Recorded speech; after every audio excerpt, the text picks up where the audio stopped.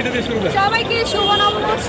আপনারা যারা বাসায় বসে আছেন তারা অবশ্যই অনেক অনেক মিস করছেন। আমরা কিন্তু খুবই আনন্দ করছি।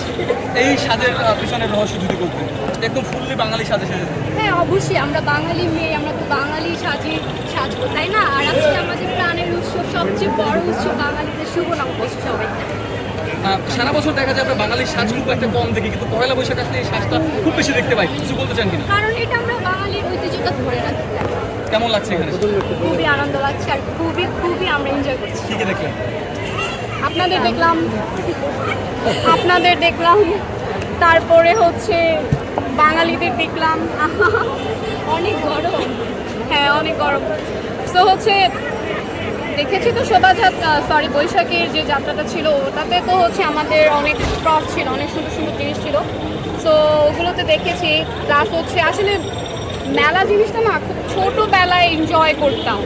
আমি মনে হয় প্রায় 15 বছর বা 12 বছর পরে আমি হচ্ছে মেলাতে জয়েন করেছি।